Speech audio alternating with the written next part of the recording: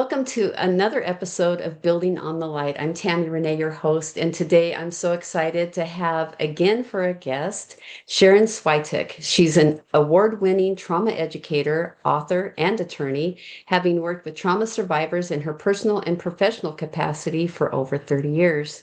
She is also the creator of Surviving Together, a YouTube channel, which is a safe place for trauma survivors to connect and build community on their healing journeys, as well as it provides trauma-related education to survivors and non-survivors alike.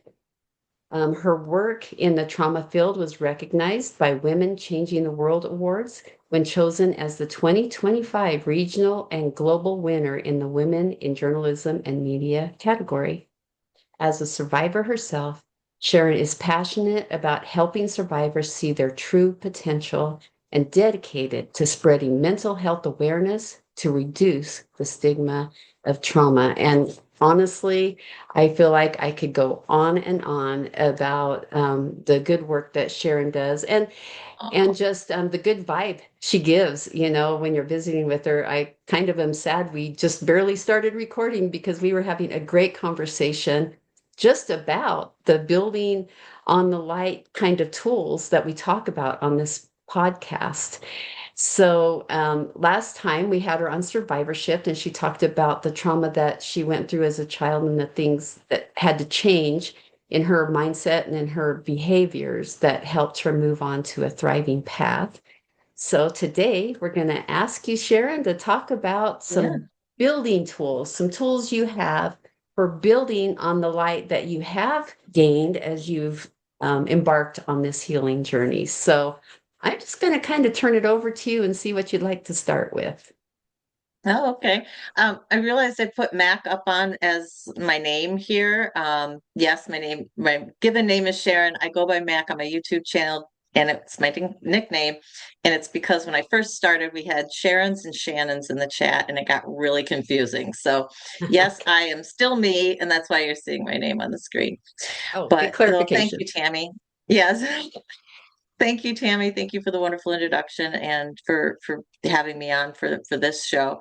Um, I think when I think about my toolbox and I think about everything that I've put in there over the years, um, for me personally, and this goes back to what we were just talking about, as a survivor of childhood sexual assault, a lot of kids don't build social skills and have difficulty connecting with their peers and connecting with others. They're more sensitive. They don't take criticism very well. And it's because of what we've been through and the environments that we have been raised in. And that was certainly the case for me. Other kids joke around with each other, and I would take it to heart. And so I was always very alone. And I'm kind of in that point again in my life where and it's been happening slowly. I got divorced. Now my son's moved out. I've lost a few friendships. And for me, connection, that support system that you have and having those connections, the ones that I do still have, I hold on to dearly. And when I am thinking about reaching for any type of tool, it's reaching for someone who I've connected with, that's going to be one of my first things. Because it may not be that I'm working through an issue with that person, but even just having that person say, "Hey, I see you and I'm here for you and I love you and you're a good person," and just validating all those things that you're questioning about yourself, right? And kind of help shooing some of those negative thoughts away, even if just for a little while, uh, is so critical to my self-esteem. And I would love to be that person who says that I am okay with me. I am Mhm. 100% independent. I love myself and I need no one else to love me. But honest as I'm not there yet, you know? I'm as long as I've been doing this, as long ago that it was that I recognized what had happened to me and the impact on me, I'm still working through those things and working through those feelings. Loving yourself is a great gift, but it's hard, especially when we have that negative recorder that turns on at the most inconvenient times sometimes. And you wish you had the pause button or the stop button for that recorder, but you can't find it. And that stuff just keeps playing in your head. So in order to help stop that and to lift myself up and get me to a point where maybe I can reach for some of those other tools. Yeah, connection's definitely going to be the one that I go to first. Right. Connection can help us, even if we don't, like we talked about, sometimes, yeah, you have all the tools in the toolbox and you don't have the energy to even open up the toolbox. And I love that you're saying that connection can help us even until we have the energy to open our toolbox again or to discover the next new tools that we need.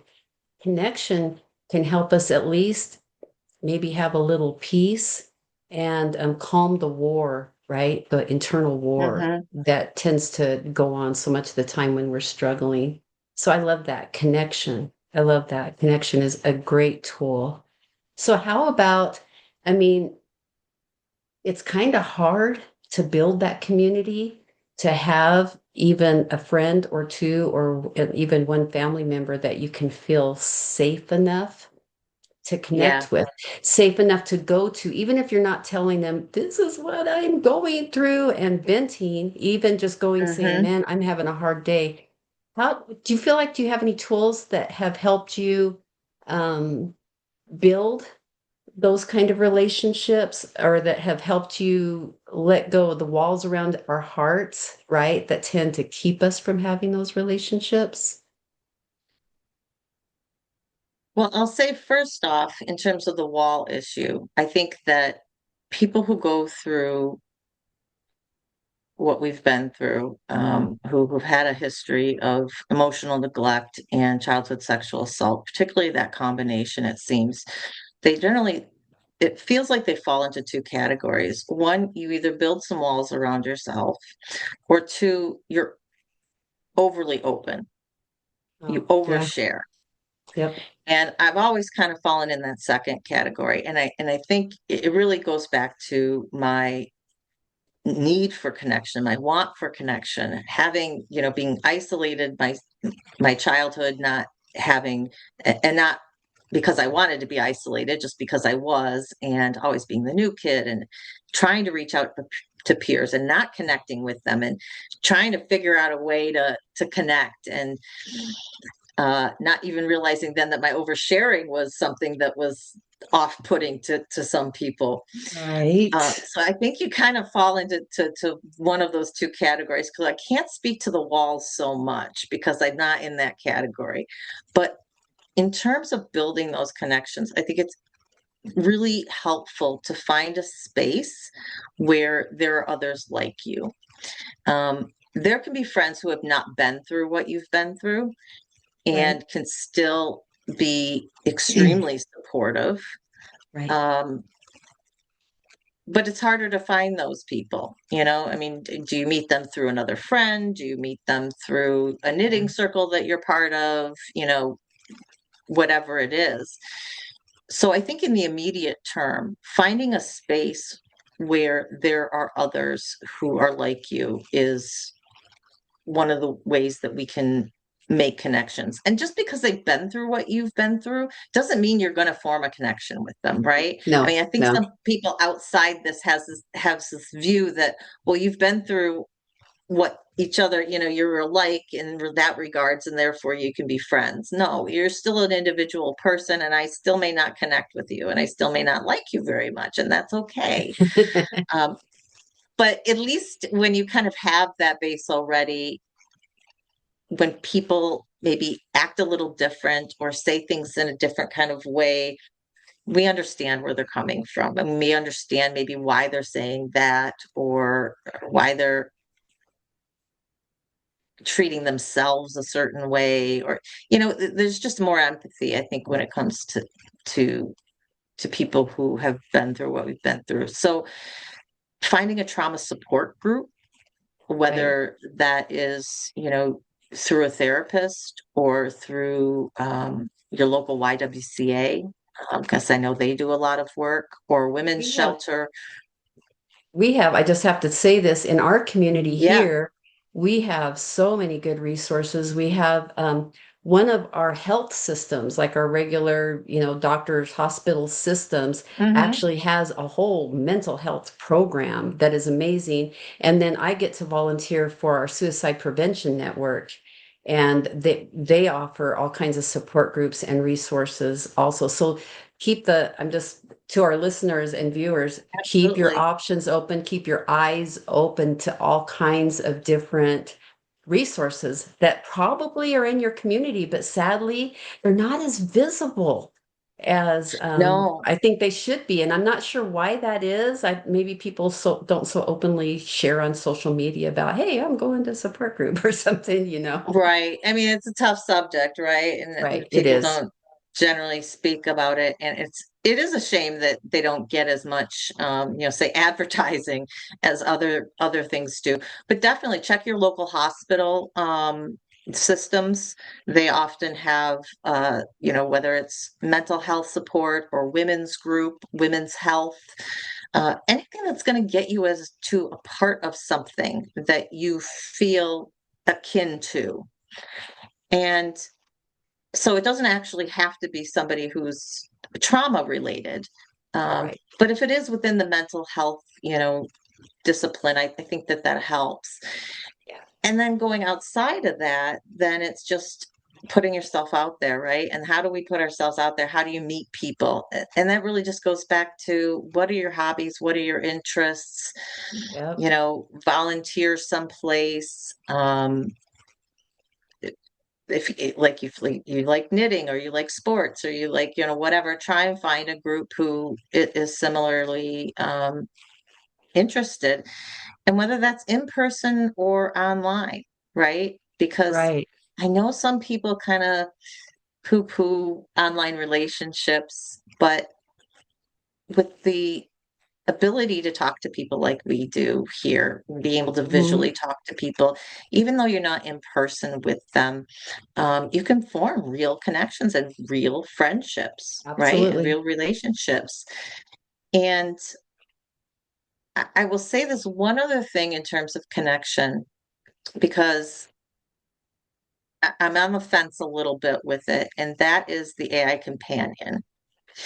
I think if you are using something like an AI to speak to for a short term, I think that there can be value in that. You've got Hmm. so many negative thoughts going through your head. You can't get out of your space. You've been stuck in this really depressive state for, 2 weeks. You can't reach out to your friends. They're busy, or maybe you just don't have them. I think that there can be some value in that. I worry with the long term. If somebody's Right. relying on that for the long term and is actually in their mind building a relationship with this entity, because that entity's ability to give you information back is only as good as its bank, right? As everything that it's Right. got within itself. And so it's not a trauma informed counselor. I know people are working on things like that, to where there could be AI, basically AI driven trauma informed counselors. So I worry about some of the messaging that can be given on like the long term. But I do know that there are plenty out there that basically are support AIs, that just, if you just need to hear that you're okay, you're valuable, you're worthy, you do have a right to exist in this space. And if that's what you need to hear for a day or two, and relying on something AI driven is, what you have, I say go for it. Um, yeah, I say that with that little bit of a caveat caution I for have using it too much. That's interesting that you're bringing that up because I have a friend who, it's always hard to know how much to say, but someone close to her was gone a lot and started using AI for companionship and stuff. And it led him into a non-reality world. And so I would put an extra Yeah, caution. I would put an extra caution to that. It's almost too easy. And what happens is, so you have this AI that conforms to what every reaction you want, everything that you need. And what's missing, though, is the growth that happens when we have authentic relationships with people. You know, even right, our greatest friends, companions don't ever say all the right things and do all the right things all the time. And what that affords us is the ability to interact in reality, you know, to be in mm-hmm, reality and to grow yes, ourselves and to help each other grow, because that's really what connection is about. It's about, you know, finding people we can trust enough and we can grow together, right? right. And so that would be another caution I would give. Although I think for a sounding board, maybe, you know, just for a sounding board, but I would be very cautious about going that route because also, um, you know, we need things that bring us outside ourselves and outside of our own little box. We need real, honest to goodness human interaction. So that Yeah, goes along with that. Yeah. 100%. And that's why I think, if you're in crisis mode, if you're just absolutely stuck, and you have nobody else to reach out to, like I said, I think for a short-term type fix to kind of maybe get you back to square one or get you back to -1, somewhere where you can reach a little bit farther. Um, but yeah, until I'm more convinced that the AI has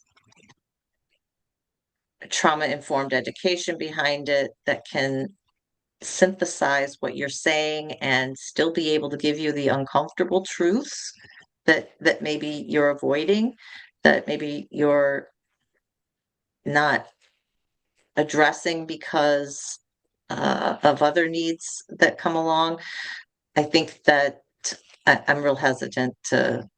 Yeah. People have said, is it as good as having a therapist? And I'm like, no, and Yeah. it's not as good as having a friend. But for, like I said, for a crisis situation, I think for a short term, It's fix type of thing, that it can be a tool that people can use. right. And I know others are going to disagree. There may be people out there who say, absolutely, and they're never at risk of falling into an alternative reality. And I guess if that's the way you choose to go, then more power to you. I just am more uncertain, yeah, about the long-term benefits of that. So, yeah, Right. connection is definitely always the first tool that I reach for, even if I don't feel like looking at any of the other ones. Um, yeah, there are times when we were talking about this before, there are times where you just don't even have the energy to reach for a tool. Right. And I do Right. consider Absolutely. connection as a tool in your toolbox. And there are times where, you know, we we self-isolate because that's our safe space, that's our comfortable place. We can be in our own little bubble. Um, but we have to recognize we're never going to move forward if we're only I hate using never, but it's very difficult to move forward if you're isolated in your own little bubble. Um, Absolutely. because often when that happens, our negative thoughts start to take over and are on record. Now, if you are a person who has this internal fire and are driven, and even though you've got all these other tools that you reach for, and so doing it all by yourself works for you, I'm not going to tell you not to, right? Right. I just Right. know for the vast majority of people out there, uh, we need more than we need connection to help give us a hand up sometimes. I Right. think go ahead. Oh, I was just going to say that I think that brings up a good point. Something else that we were just talking about is trusting ourselves. right? It's Mhm. your healing package has similarities to my healing package, my toolbox, right? But they're not Yeah. exactly the same. And when I get in a crisis mode, maybe what I need is a little bit different than what you need. And so it's so important to build that self-trust, but also to build that awareness when we do need to reach out, however hard it is, to Mhm. recognize, you know what, this is going down a path that probably isn't healthy. And that's when you need that connection. You need somebody that can Mhm. kind of bring you back into reality. And not that they're going to know exactly what you need to do, but the connection can definitely offer us clarity in how to move Yeah. forward, right? Right. So I love that you're saying that, but a self-awareness and trust yourself, if you're a do-it-yourselfer. I know this one lady, and her and I, boy, our healing journeys are completely different. And Mhm. she thrives more in living by herself and having her pets and really limiting her outside contact. But Mhm. um, but she is building a life she can thrive in after some severe trauma that she has been Mhm. through. So it's really important to remember, don't try to, I don't try to be like Sharon. Sharon's not going to try to be like me. And neither one of A us are going hundred to try to percent. go do it, like somebody else tells us to do it. But I think, yeah, but I think reaching out for a connection just for kind of a touch with reality too, sometimes. And just, Do you ever call up a friend and they just tell you about their day and yeah, you didn't even talk about yourself or what you're doing right. or what's going on in your head, but it just kind of brings you back to the present, gets you Yes. out of thinking about all of your stuff. And sometimes that can be enough to even just kickstart yourself. So it doesn't have Yeah. to be reaching out for someone to say, "Hey, I need to talk about trauma," or "I got my negative Yeah. thoughts," or Right. I it could just be somebody calling and they're just, venting about their kids or their husband or their job or, whatever. And you're like, okay, yeah, this is normal life. We're Yeah. just kind of back in here. And I think it's Yeah. really important what you said about not comparing yourself to somebody else. When we start building our toolbox, it is really important. We can look at other people and get suggestions from them and look at what's worked Yes. for them and see if it works for us. But just because it doesn't work for us, it doesn't mean it's a bad tool. It just Right. means it's not the tool for you then. Right. And a couple more things I want to say just about tools in general is one, I think your tools are only as good as you have practiced with them. And in order to practice with them, we have to be pulling them out at times where we're feeling okay. So whether that's Oh, meditation, whether that's journaling, whether that's nature walking, whether that's calling a friend, whatever it is, it becomes so much easier to reach for that tool and feel comfortable with that tool when we've done it in a positive experience, right? I like that. Yeah. Associating your tool not just with trauma, but with just life, good, hard, whatever. Right. Thank you. That's great. I think most of our tools that we reach for, if they're going to work for us during our bad times, they're certainly going to work for us in our good times. If you're feeling okay and you go out for a walk and you're in nature, and if that's something that, resonates with you, you're still going to come back feeling really good, right? Right. Right. So, and then the other thing about that is I always tell people give a tool a try a couple of different times because no matter how many tools you have in your toolbox, the one you've reached for in a crisis situation before, it may not be the one for you right then. You may have to look at Right. another one.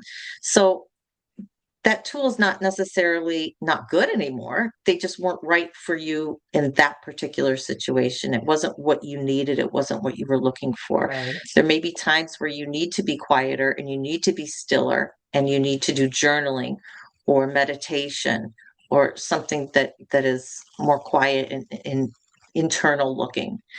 And there may be times where you need that walk, you need that exercise, you need Yeah. to just dance in your kitchen and expend some energy and try and get your system regulated a little bit.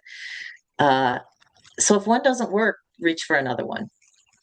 I love that. I love that so much because you're right there. That's why we have a whole toolbox full of tools Yeah. because it just depends on the situation, maybe in our own headspace or whatever, Hmm. that it just, not every tool works every time. Thank you for that. That is a beautiful insight, Sharon.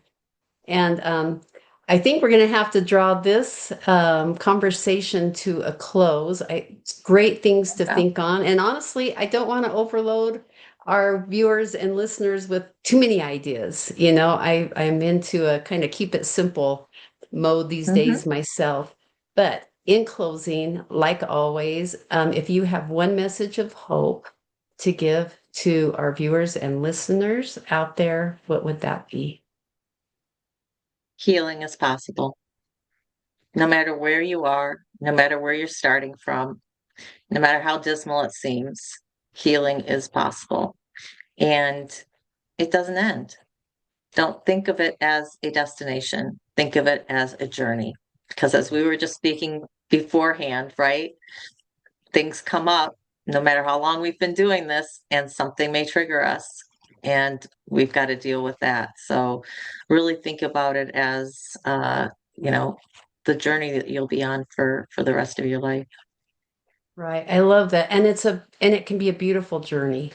I was thinking the other day about we have a mountain, the highest mountain in our valley called Job's Peak, interestingly enough. And I was thinking about this that and I've been to the top. I have been to the top, and Oh, man, you can see for miles and miles and miles. It's gorgeous. But the journey to that vista was anything but easy. There were times it was beautiful and fun. I went with friends and family, and sometimes it was beautiful and fun and not too hard. And there were times like I can't do this. yeah, And I think that's our healing journey, right? But it's possible. absolutely. We can get to the summits, and it's not just one summit. We can get to the summits. A lot of people get to Job's Peak and then they hike over to a place called Friel Peak and Job's sister and all the other beautiful things in the Sierra where we live. But anyway, I love that you said that it's not about the destination. It's Mhm. about the journey, and I think it's about finding the beauty in the journey and being grateful for the strength to get through the other stuff. So Absolutely. Celebrate those wins along your journey. yes, It's going to be hard. yes, You're going to have setbacks, and it's not a straight line. It's not, and the healing's never linear, but right. always, no matter how small that step is, celebrate those positive steps. Right. And enjoy the summits when you get to enjoy, when you're Exactly. there, and 100%. yeah, and then get ready for the next part of your adventure. Yep. Well, thank you again, Sharon. And you can find Sharon. Would you go ahead and give me the best place to find you? Go ahead and tell our listeners Um, where they can find you. well, if you want to email me, my email is survivingtogether, sass@gmail.com, or you can find the YouTube channel. If you just put in at surviving together SASS in the search bar on YouTube, that will pull you right to me. Okay, thank you so much, Sharon. And thank you again. And hopefully we'll get together again with more wonderful conversations. And thank you to our Absolutely. listeners. Thank you to our listeners and viewers, and hope to see you on our next episode of Building on the Light.